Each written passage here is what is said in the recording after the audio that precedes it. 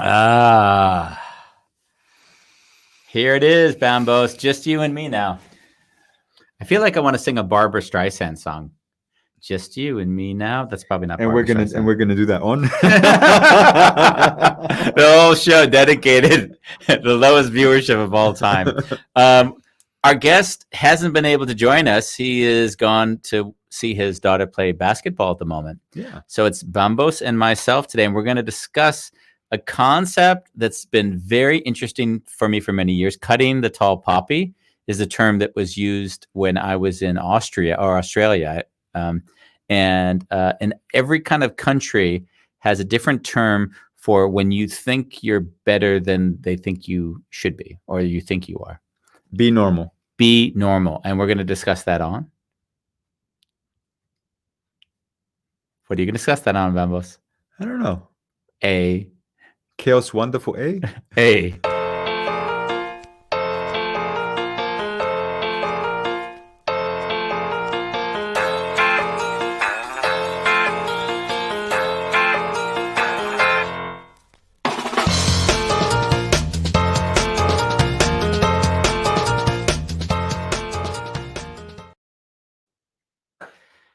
You know what's nice, Bambos, is that, we used to do our 1 hour sessions, but then at one point I forgot about them, and I booked several months or weeks at least of none of them. So now this becomes our day alone. Yeah. I had this morning I was sitting in a cafe and I was thinking, damn, I miss our one-on-ones, Yeah. we actually sat in a cafe last week, and I thought maybe we could do an exclusive once every 3 weeks breakfast with or coffee with Bambos and Andy.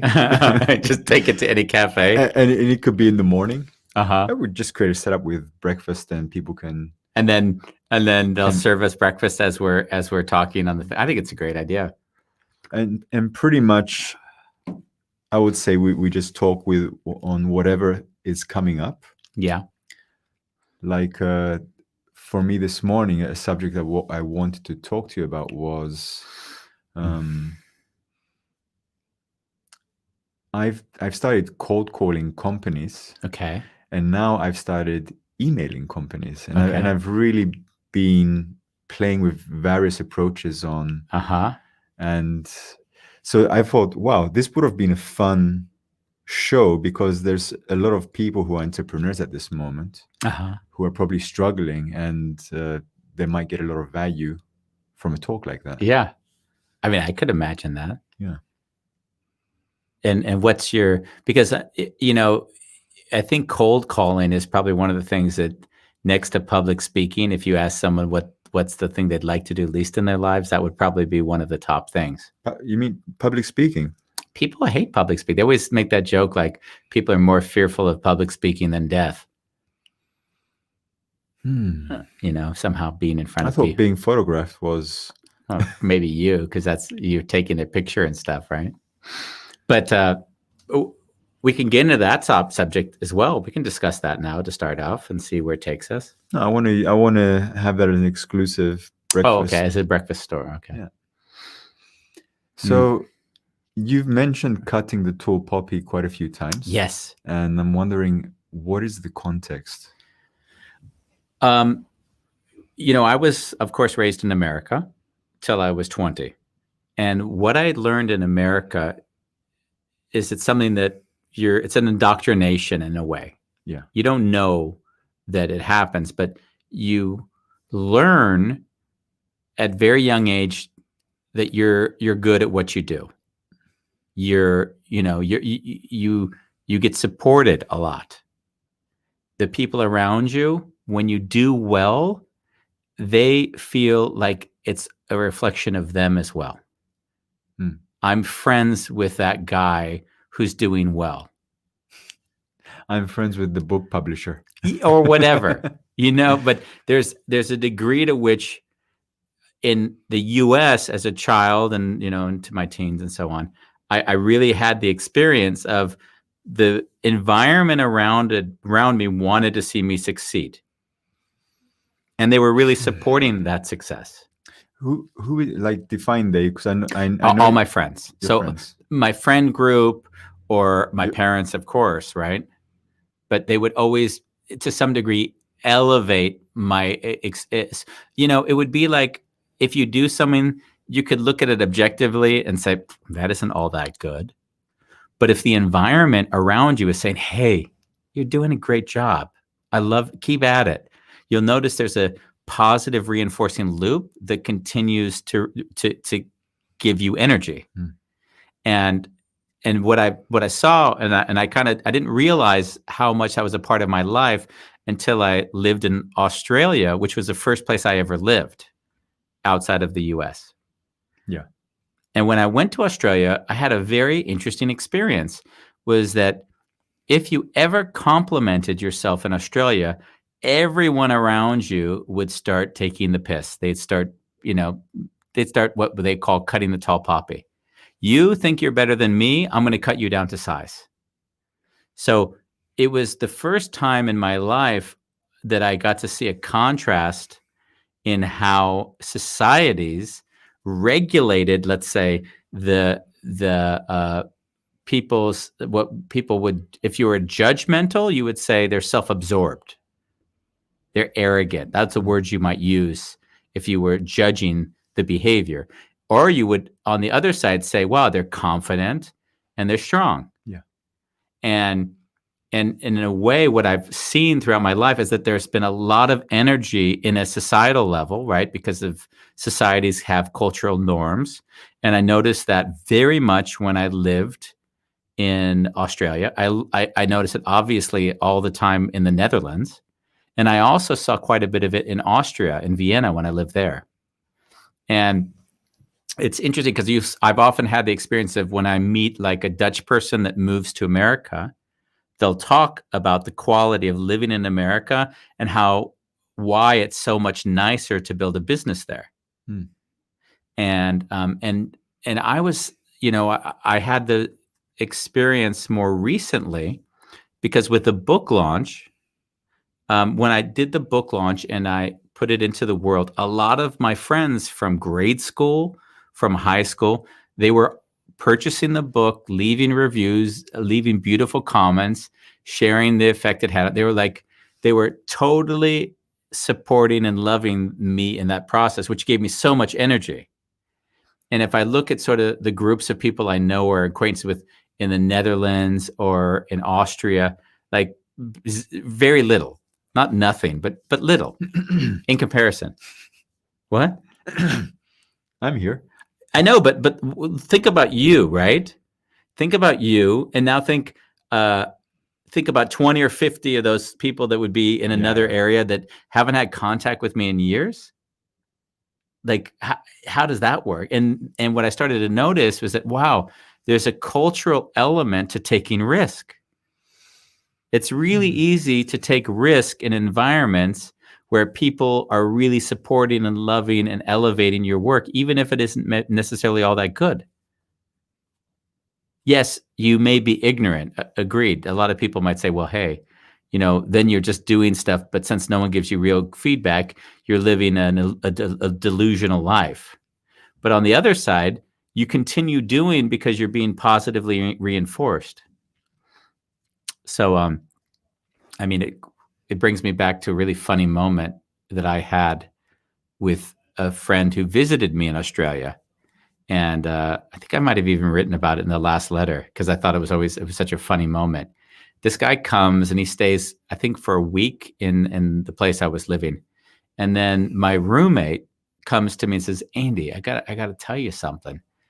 Your friend is really good looking. Just ask him.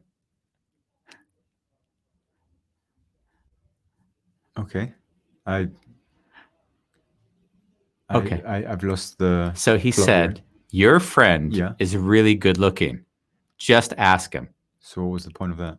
The point is that the guy would tell everybody how great he was, how elevating himself is. So the humor of it is that, of course, he's a really good looking guy. If you ask him, he's going to tell you how great he is about everything he does. Understood. And that was. So he was taking the piss. He was taking the piss. It was cutting the tall poppy. It was let me cut you down to size. And I noticed, for instance, I went and I shared some of the success of their recent book with friends in the Netherlands. And when I shared it with them, I went to a friend, I won't name him. I said, hey, this is really cool. Book did well, got number 1. Oh, really? Okay. Yeah, isn't that great? Yeah, really? I guess. And I was like, yeah. And then I was like, and he's like, well, how many copies did it sell? I said, yeah, a few hundred on the first day, which is just incredible, I guess, if you think so.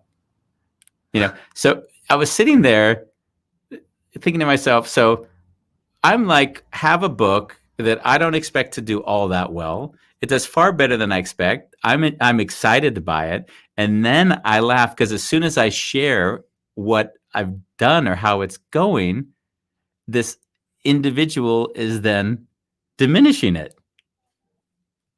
And then I left. Well, they're not validating.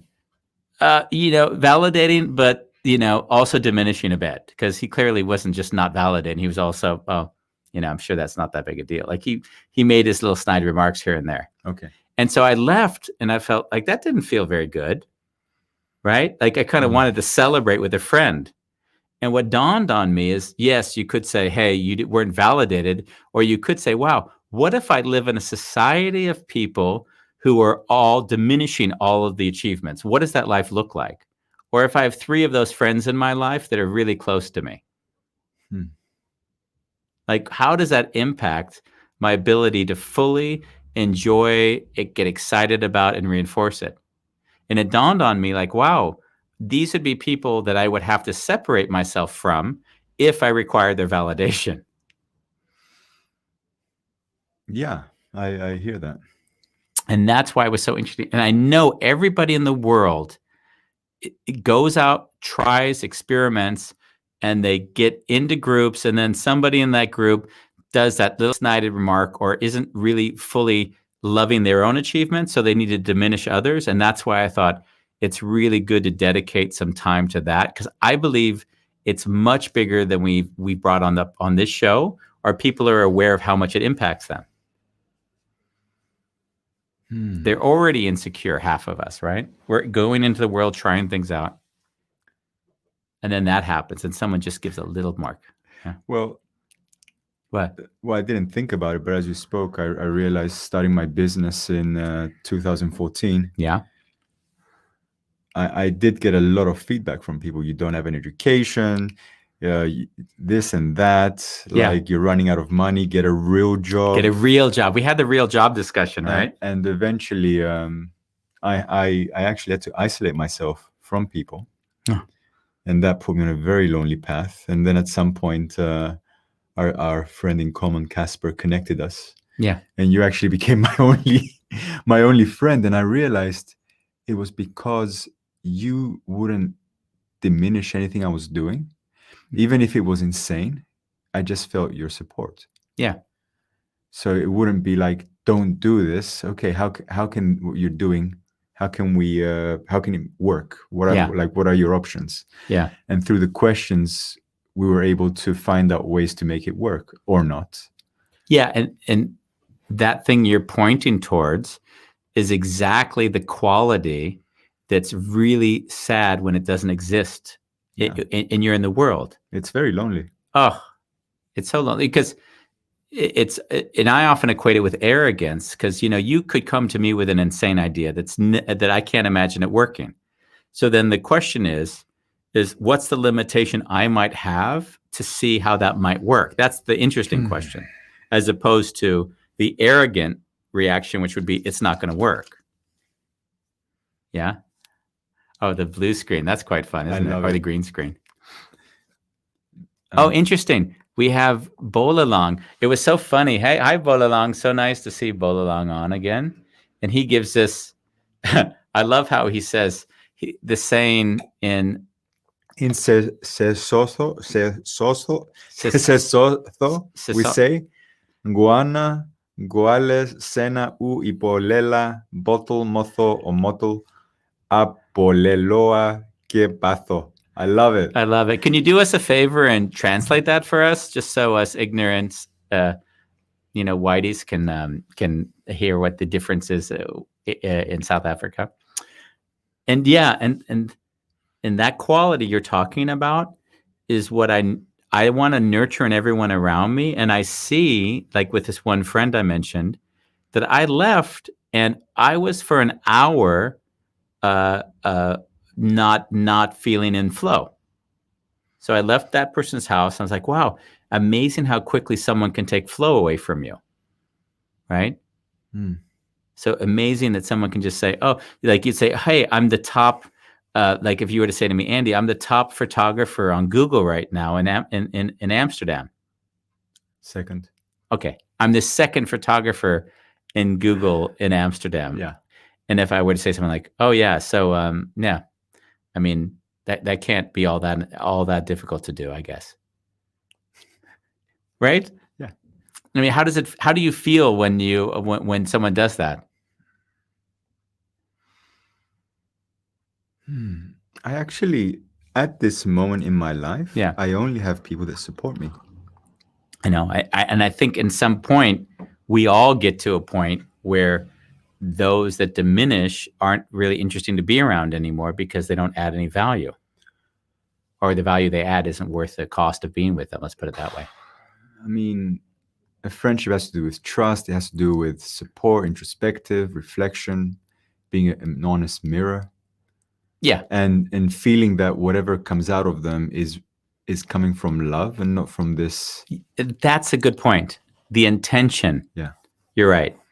Yeah. So it's pretty amazing, Andy, that this last 48 hours, I've just had friends connecting me to people trying to support me. Beautiful. And it's been feeling really blessed. Yeah. And I can imagine. So no, I've said goodbye to that energy a long time ago. Yeah, but keep in mind, you had to grow out of that energy. Yeah, by isolating myself pretty much. Yeah, but I remember conversations that we also had with you and certain individuals that we both know that were speaking down on your skills or on your abilities, and that was getting in your head. Yeah. And the funny thing is, because at that time in my life, I wasn't believing in myself.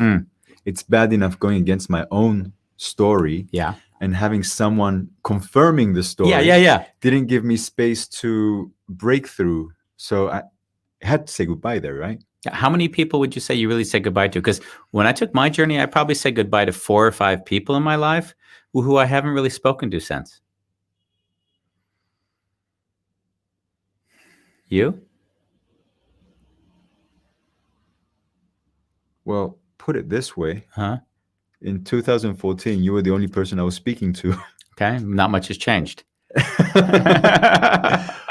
well, now I have like my close circle of supporters are like 8 people. Yeah. And I meet 2 of them once a week. Okay. For breakfast. Okay. And the rest we have phone calls and 3 of them really check in with me. Yeah. Because they know with COVID, photography corporate world hit me bad. So there's a check-in there. And it's not a check-in you can't do it. It's a check-in like, hey, But each one of those people reinforces your confidence in what you're doing, even if you're not confident at the moment because you're not getting business. Yeah. Yeah. No one's diminishing you. No. Yeah. And that's something that culturally I see very much, because now I've been lucky enough to live in 6 or 7 countries, right? And each one of the countries had some aspect of elevating or diminishing. And the ones that were elevating, like if you go to like San Francisco, there's a lot of elevating going on. Elevating, maybe to the point where it isn't even necessarily all that realistic. But the fact that there is the elevating going on means that there's this sort of energy. And in that kinetic energy, there's this like supporting, hey, I've got a great idea. I've got a great idea. I've got a great idea. And then no one's like, oh, that's a dumb idea. It's like, wow, that's cool, man. I love it. Like there's a weird support that keeps things evolving. And I've just found that to be really beautiful. And now I'm really aware when it's missing.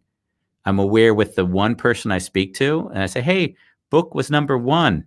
And then like, oh, I guess, yeah, that was not such a big deal, I guess, no? So did you have more of these situations? I had 2 or 3, yeah. And they were Dutch or Austrian too? Dutch and Austrian, yeah.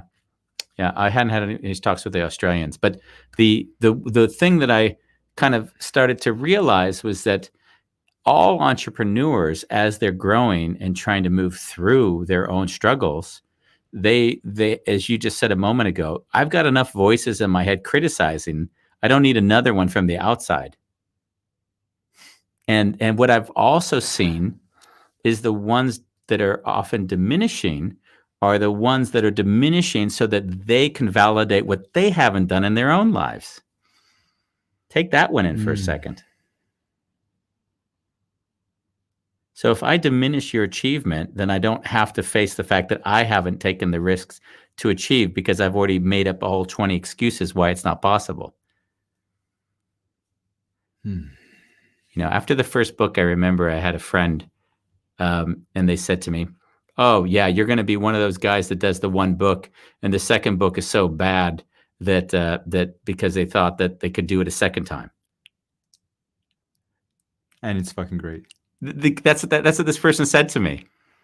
And I thought to myself, that's such a not a motivate. Like I would always say to somebody, hey, you did a book. That's great.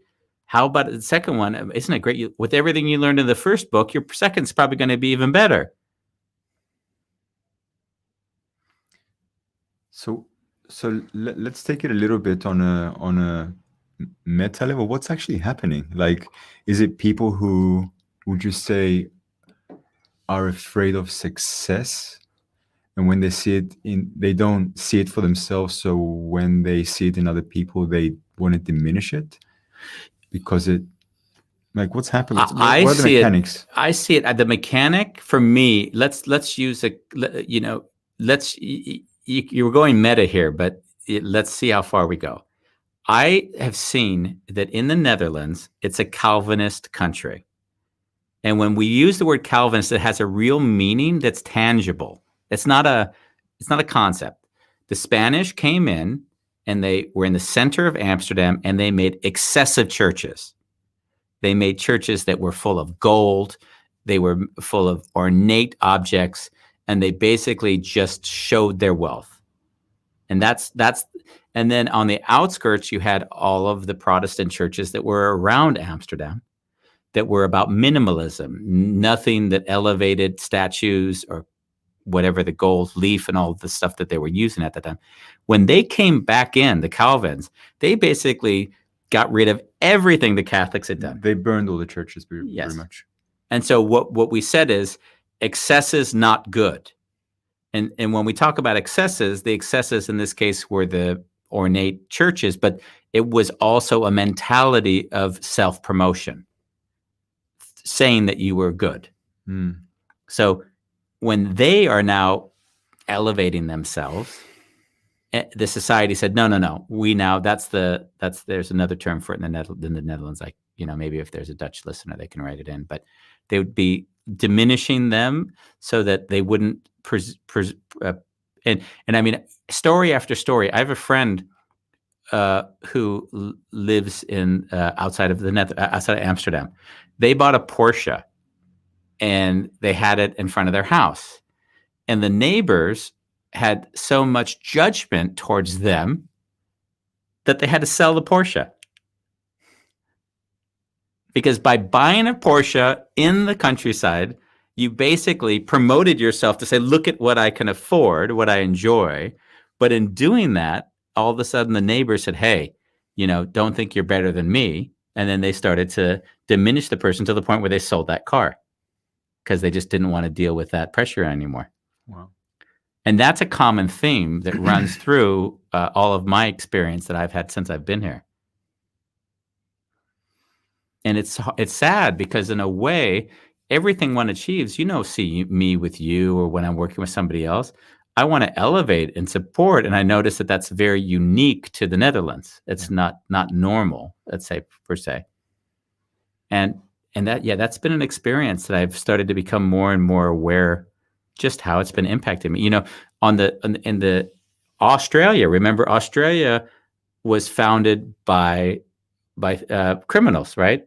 That's where the British sent all of the. So you can think to yourself, those weren't the people that were looking to, they didn't get there because they were strong achievers. They got there because they committed a crime somewhere in the UK. So, and somehow that mentality seeped through into their culture. Wow, yeah. And in America, on the other hand, who went to America? Everyone looking for opportunity. Yeah. All the people that wanted a better future. And there was this term that I learned when I was in school called manifest destiny. Like the idea that if I keep going west, there's going to be more opportunity. And the American, in their mentality, you can still see that today in this idea of this social imperialism, this idea that there's always more to get, and why capitalism is such a big cornerstone of their society still. Because there's this idea, I can make it on my own. I can come with nothing and become a millionaire. It's all about how hard you work. And so that ideology is so much ingrained in each of these cultures. And I don't, since I've been lucky enough to have kind of dug into each one of these places, at some point, I also get to see who am I in these different locations. And if I'm in the Netherlands, for years, I was diminishing myself here just because I felt like, oh, this isn't appropriate to be excited about what I'm achieving, because the rest of the people around me will start saying, God, he thinks he's really arrogant. He's another one of those type of Americans. And I started to notice that was having an impact on me because I didn't want to be seen. I was conscious that they would project onto me, and I didn't want that. And that was that kind of awareness.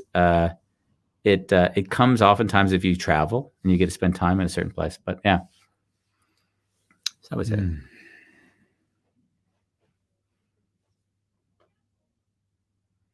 We have Charles Davies is with us. He sent a Wikipedia for us to look into. If anyone's looking, it's the law of Yante. Charles, if you want to come on and discuss it, we'd love to have you. We can send you a link and you can join us to share your thoughts on this matter. He is British, so he will also have some experiences. British. There's some British restraint in there as well. Yeah. What comes up for you as I discuss this now? Because I'm not even sure if it's relevant, but I wasn't even thinking about it, but I'm thinking I'm 7 years old and I'm growing up and I'm not doing very well. I'm not learning easy. Yeah. And I remember there was always a pressure.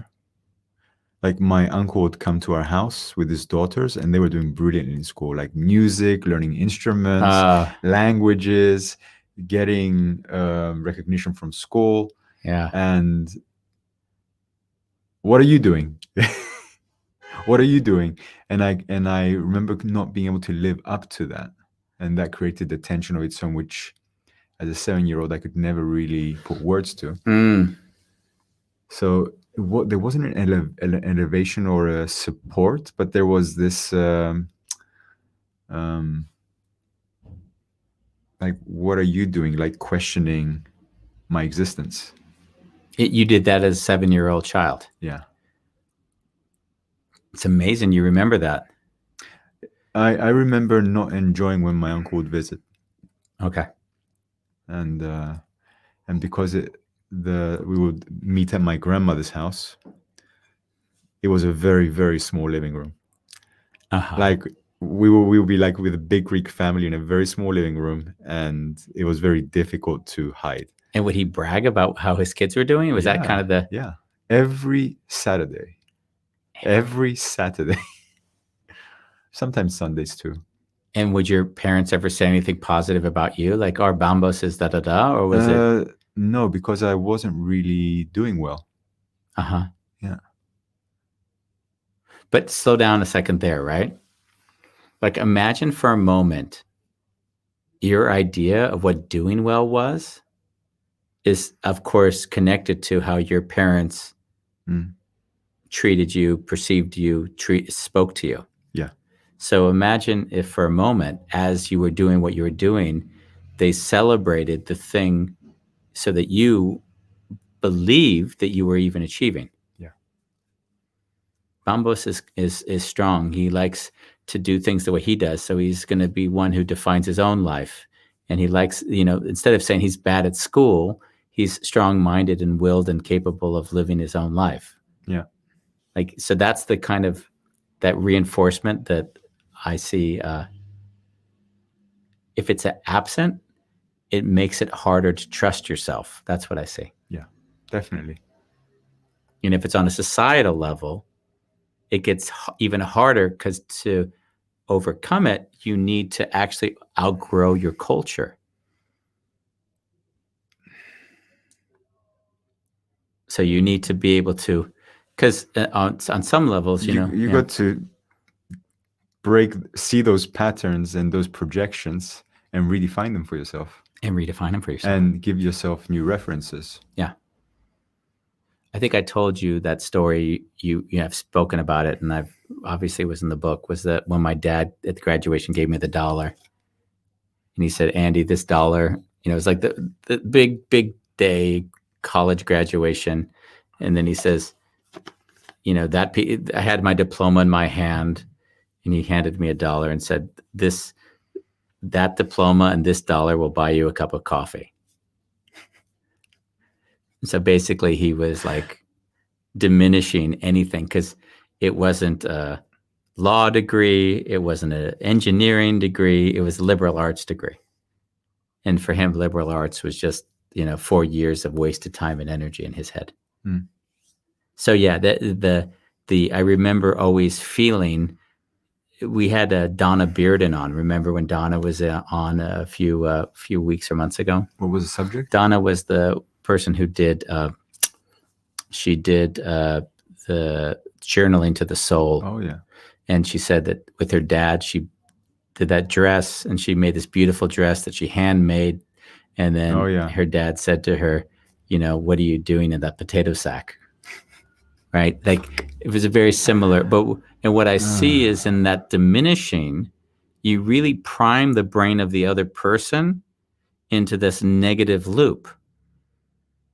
And I've kind of becoming more and more aware of that on a cultural level as well as on an individual level. Yeah. Yeah. And obviously, like when I have done the work and gone back to the past, and I was looking at all these moments, and I was like, oh, I'm like this because of my mother or because of my father. Yeah. At some point, I was like, okay, what was their upbringing? And then I could see, yeah, through where they came from, they actually never really had a choice. Yeah. And then I started feeling really blessed for, like, in this darn and age, have access to so much material to rewire your brain. In fact, do you know how I see the wonderful chaos? No. Every day for 1 hour, I come here and I get to rewire my brain. Even if I'm shut down, I know I'm gonna grow in ways. I mean, you pretty much don't let me get away with it, huh? So that's also shifted.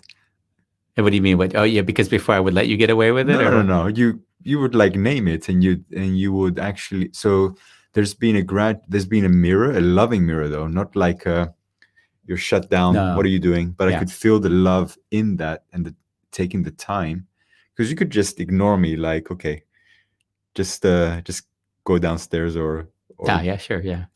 So that loving mirror was exactly what I am really grateful for. Yeah, it really put me in my power. Yeah, and that's often about patience, right? You don't decide when person evolves to a point they're more and more comfortable in their own skin. Yeah. It's not really about being comfortable in own skin, right? It is about owning where you are. It's about not suppressing, pretty much. And then I would say, if you don't suppress, you're comfortable in your own skin. Oh yeah. That would be the connection I make. Right. Yeah.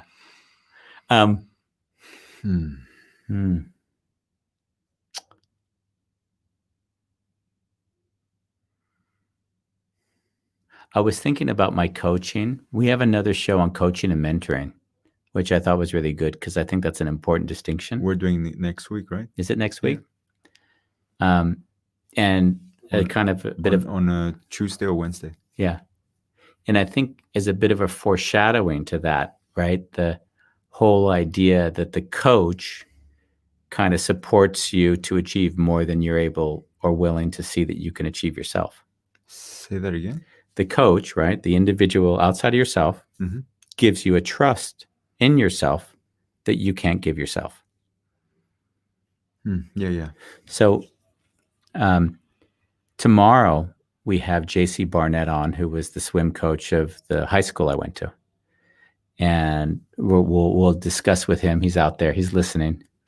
In Kentucky. Sorry. Tennessee. I always say Tennessee, but it is actually Kentucky. I feel I know you, JC. Yes, I had him on last night as well. We're going to put a red card and a green card because we're going to have to be able to interrupt him because he's a good talker. And what I've seen is that the coach quality is a quality that an individual can lovingly support another individual to feel more and more confident where they might not necessarily be able to give it to themselves. Okay? To see, and you would have said to me, I saw things in you that you couldn't yet see. Yeah. And because I saw them in time, you could also see them. Yeah. And that's an interesting thing because it's a little bit of a chicken and an egg. Like if you had a really shitty life, which in a lot of the ways you did, right? Then if I have the Are you looking at JC? No. I'm looking at every time you're going to talk about my life, you've had a really shitty You have had a shitty life. But do I have to go into detail so a viewer would? No, don't. We're gonna do a show on it on my birthday. Okay. Okay. It was a shitty life, right? I contacted. Can we agree that it was a shitty life? It was a shitty life. Okay. But and you wouldn't be where you are today exactly. if you hadn't had that in your life. So let's celebrate it. Yeah. Okay.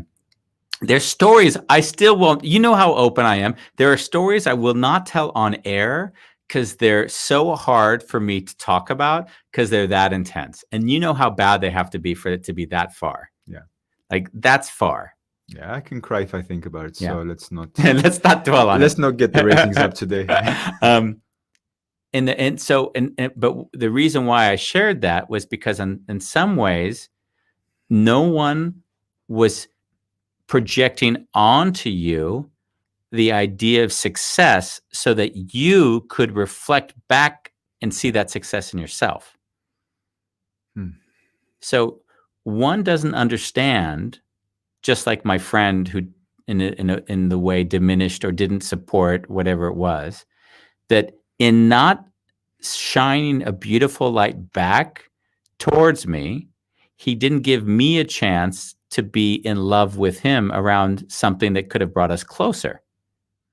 And in your case, with our work together, it took you time to see you like I saw you. But I refused to see you in a different light.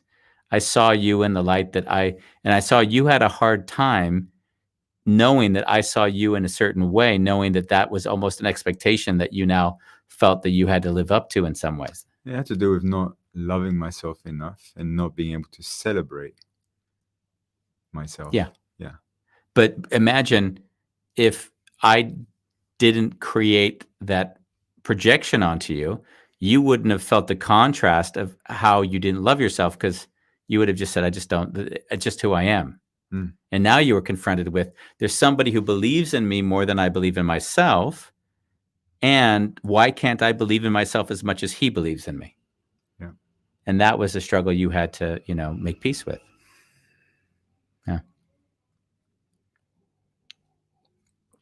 And what I see is that societally, if you have a society or you create a cohort or group of people around yourself who are there loving and supporting and nurturing, then that often will be your foundation to take risks. Because we all want to feel like there's going to be someone there to hold us when we fall. And if you don't have that, it's really hard to take risks in life because you don't feel safe. Well, taking a risk means you don't feel safe, Andy, by definition. Yeah, but there's degrees of risk, right? My mom or my dad, he put money away in Madoff. Remember Madoff, that scheme? Yeah. So he put a lot of money in Madoff for me, and I didn't touch that money because he didn't approve of my life. So I didn't want to spend money that would in some way be a tacit approval of what I was doing. So I just let it stay there and I earned my own living. But what happened was, since that money was there, I felt like I could take big risks. Oh, yeah. So I traveled a lot. I lived on the edge. I went in Asia, whatever, dropping in and out, finding odd jobs. And then I remember the night that the news came off that all that money disappeared. And this was when you were with Ronnie, right? This is when I was with Ronnie. And so when all the money... Years later then. Yeah, that would have been many years later. When all the money disappeared, Ronnie was like really uncomfortable. Andy, well, it's all gone, all this thing. And I had this big smile on my face. I said, the money gave me what I needed, which is a feeling of security, so I could live all the life that I wanted to have lived. It served its purpose for me. And I don't think till today she really understands that, but that's fine. But my point being is there's either a financial foundation or there's a friend foundation or there's something you give yourself that gives you enough confidence to take the risks that you may or may not take because you just don't feel safe enough. I have a different experience. What's that? Well, when I left Cyprus, I had nothing. I think I was working in construction. I took my last wages. Yeah. And I remember it was getting pretty bad in Cyprus in terms of the law and the group of people I was hanging out with. Yeah. So it was a matter of time. Either we're going to overdose and die, get arrested, or I get the fuck out of there. Got it. Yeah. So I go to London. I stay with my grandparents. They saw I was in a bad shape. Okay. And my grandfather says, you can't stay here with us anymore. So that was my last lifeline. And then I just started staying in parts of London. Uh-huh. And then one day I met a drug dealer. He's like, hey, you have to go to Amsterdam. I didn't even know what Amsterdam was. I just jump on a bus, Eurolines, end up in Amsterdam. And 3 weeks in, I ended up on the streets. Uh-huh. And so there was never that lifeline. But I guess there was also self-destructiveness. Yeah. But you're speaking to the point I was making. You were more comfortable with that level of risk. Yeah. I wasn't. I wouldn't have taken off and taken the trips I took if I thought, okay, in a week I'm going to be homeless. That would have stopped me from taking many of the risks that I took in my life. So in a way, I totally agree with you. Your level of capacity to deal with insecurity is far greater than my own. I would never allow myself in a position where I might have to sleep on a park bench like you have. Mm. How long were you actually, say, living on the streets? 3.5 weeks. 3.5 weeks. Okay. It wasn't 3.5 years. No. And then how did you get off of the streets? I went. I went to. So I was a tourist. Yeah. And I left all my luggage in the basement of a hotel. So I was pretty much. I just put it there, and hoped to God that they wouldn't throw it out when they discovered that the person staying there left. Okay. And I went to what you would call an Außenbüro. What do you call them? Yeah. Job center. Job center. Yeah. And I walk in. I'm like, I need a job. And there was a young girl there, and she was like, you need the social security number, you need a bank account, you need an address, which I had nothing. Yeah. And you can't get one without the other. Yeah. And I said, I'm really desperate. This is my situation, and I'll do anything. And she got me a job as a gardener. Wow. And I had to travel every day. Okay. Hiding in a tram because I didn't have money to pay for it. To get to a place outside in Amstelveen back, and I was gardening. Wow.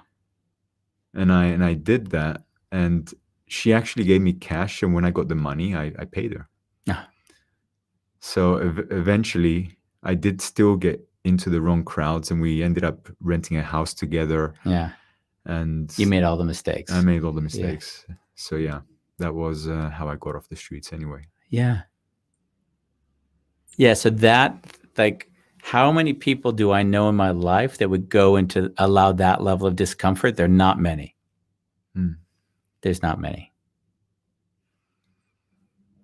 And for you, you're a bit like a fish in water. You've done it. What's the big deal? You'll survive. You've normalized it, that for yourself. Yeah. Yeah. And and in a way, in that way, you'd say, I'm not dependent like I would be, because I would be dependent on some level of security that you're not. It doesn't mean that I'm not scared. No. Fear doesn't go away. It's not about fear. It's, will I make a decision to take a risk based on a perception of a potential liability? Yeah. And you'll do far more of that than I would do. I mean, if I only look at your business, right? You were in the photography business making good money for a while. Yeah. And when you were making good money, you said, oh, I'm going to get an assistant. I'm going to do Google ads. I'm going to, so you made massive investment at a point when you first were starting to make real money. Yeah. Other people would say, wow, I'm making really good money right now. Isn't that great? And then they'd say, let's just kind of bring this in and stabilize it a little bit and let's see if I can do this year after year. Where you were taking all of your profits and already sinking them back into the business in order to increase your exposure and obviously getting more and more business. And guess what, guys? Corona. My Corona. Duh. Yeah. That was like a, but the funny thing is I did that in August 2019 and it really paid off, like in a big fucking way. Yeah. So I did it again in January. Yeah. And March would have been the month when you would have seen the payback. Yeah. And it was a kick in the balls. Yeah. Well, I guess the theme of the show and why I'm kind of try to kind of connect all these topics is that as you go through your own journey as an entrepreneur, there's fear. I remember my first fear was that I was going to sleep on a park bench. I remember sitting with Case and Kai in the restaurant. Shall we go and sleep for 2 nights on the streets? I mean, like do like a homeless. Just do a homeless thing. Yeah. I can honestly say that would intrigue me, just having that experience. But I wouldn't want to do it in the winter. That's my. We can do cold showers. I have to get permission from Ronnie. These are the kind of things. Like to bring it back, Andy. Yeah. I don't think, or I don't believe I would have got as far as I got in my life as a photographer if I didn't have the support. Because I remember when you stepped in, yeah, I was 2 months from getting kicked out of my apartment in 2014. Yeah, no. So that was, and then we had a talk, and then there was a solution. I won't talk about it here, but that, like, my creativity wasn't there because I was too stressed about where fear, I was. Existential. Yeah. So yeah, I see the value of. You could have told me get a real job, and actually you did say that. What prevents you from getting a real job? Yeah, but that's a normal question. And I remember I cried when you were so angry. I was pissed. Like, and I said to you, if anyone else says to me, get a real job. I didn't say get a real job. I asked the question, what would stop you from just getting a job? Yeah. Okay. But let's make that clear. Yeah. So I said to Andy, if anyone else tells me to get a job, I'll just tell them to fuck off because you're not happy where you are and I'm not going to live that fucking life. Yeah. Like, I don't respect people that don't live it. And then I said, if it comes from you though, that crushes me because I respect the way you live. Like, well, you do know I would get a job. Like I would go pack at Albert Heijn tomorrow. Honestly, without any because my life's purpose is like here with you. Like this is like there is no I'm going to be a famous this or a book writer. Fuck the books. Like there's just this moment. The amount of time I would have wasted packing stuff on a supermarket takes me away from where I want to be in life. That's the way I see it. No, I understand. And to the degree that you could live your dream without it being needing to satisfy like money things, then hey, go. It's all who's to decide for you your life. Yeah, certainly not me. And definitely in a world where people support, like give that mental support and kind of cancel out your own doubts. Yeah, it does have an effect, massive effect. And I don't think people understand that enough, that like their energy has an impact in ways they could never imagine. And then they would often even blame another person, like, why are you taking me so seriously? Or why are you making a big deal out of this? Like, that's the kind of thing you'll hear people say. And I think it's very human. Like I know it also for myself, and I've toned it down a lot. Yeah. Like if someone is going down a path which I don't understand, I'll see the thoughts like coming down to my mouth about to say, hey, why don't you do this instead? Yeah, and used to do that. And it's like, shut up. Yeah. And just if you cannot support, just give them the presence, hold the space for them. Don't be another fucking opinion that doesn't support them. I guess there's a middle ground, because I also don't, if I see a train wreck, I have a hard time being quiet. But no one would feel like I'm managing them.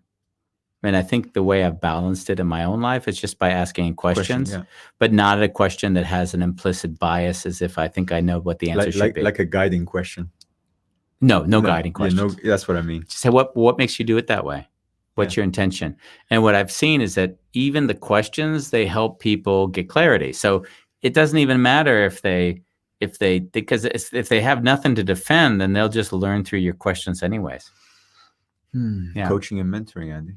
That's what we're going to do next week. And tomorrow, JC is on, and we're going to discuss coaching with him. And I do feel like it is a continuation of today's talk. And it was why I wanted to bring him on, because I do feel like I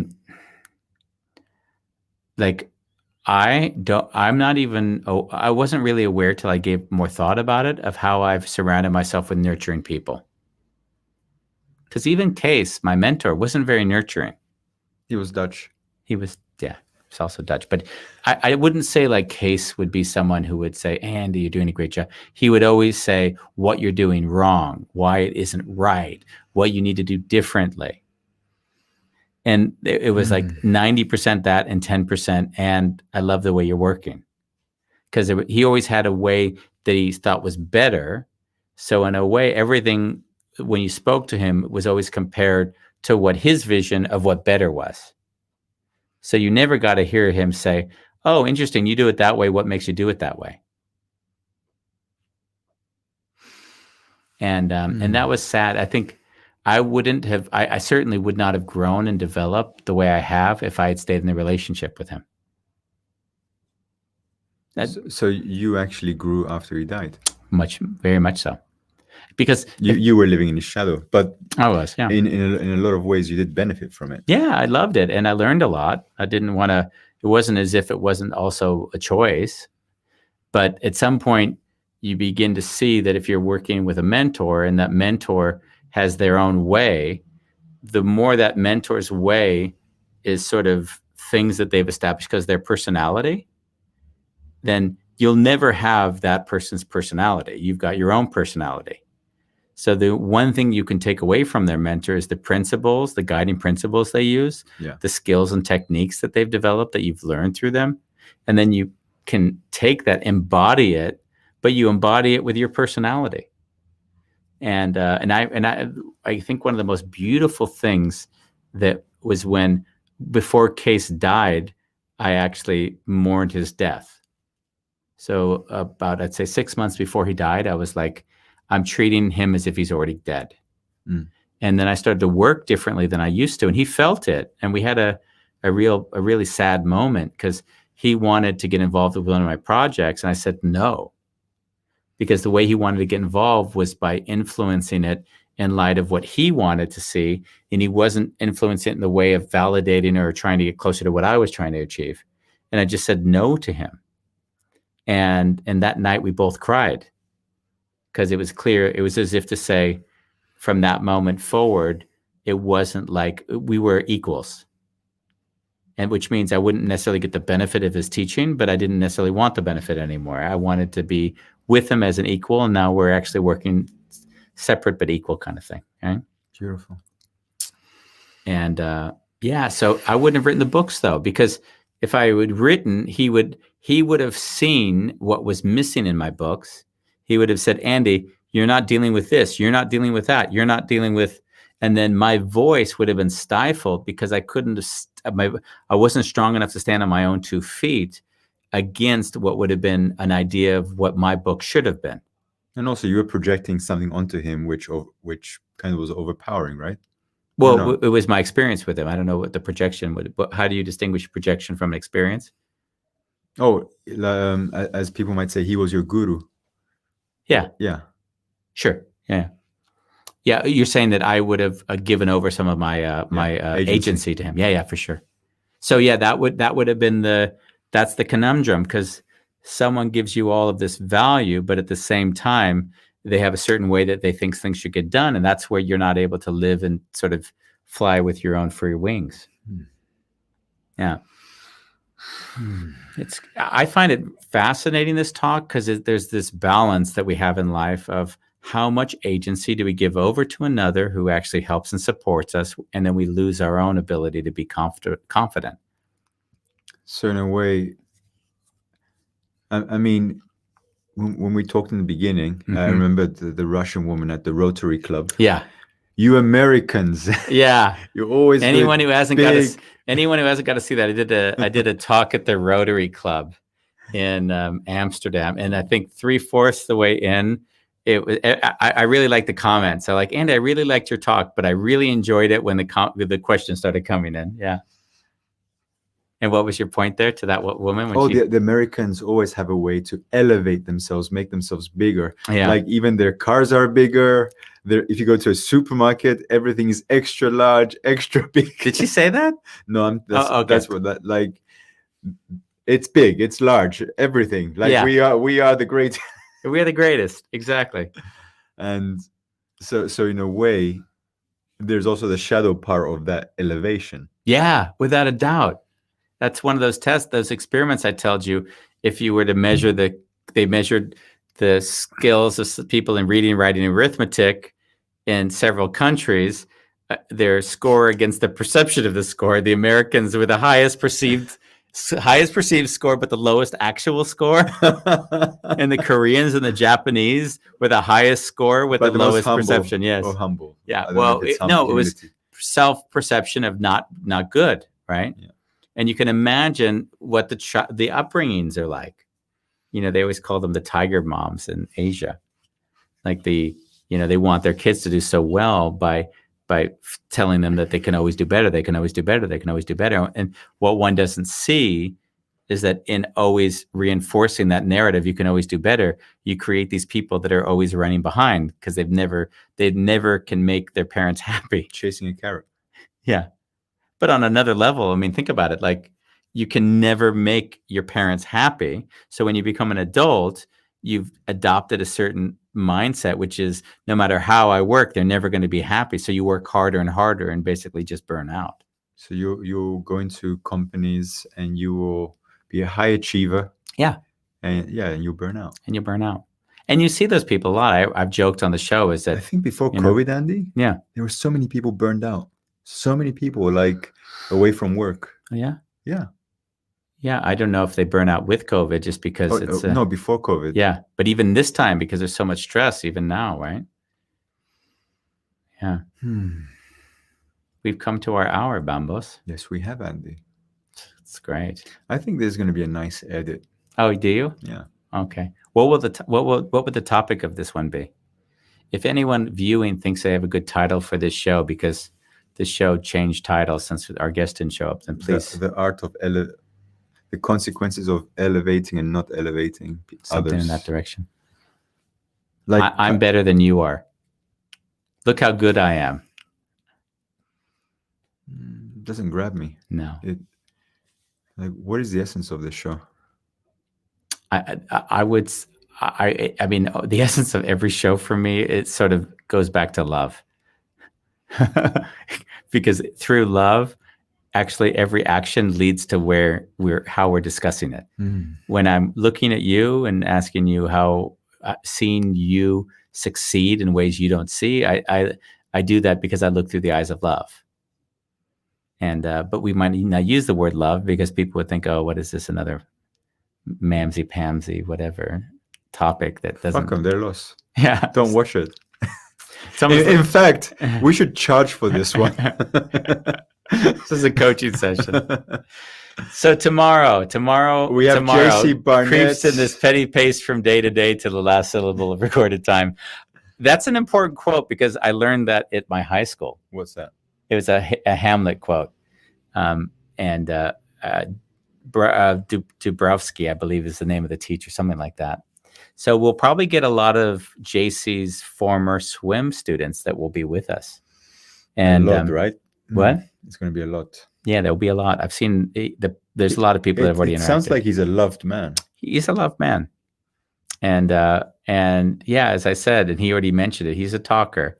So I'm going to bring a red and a green card. The green card is like, that's the warning to slow down.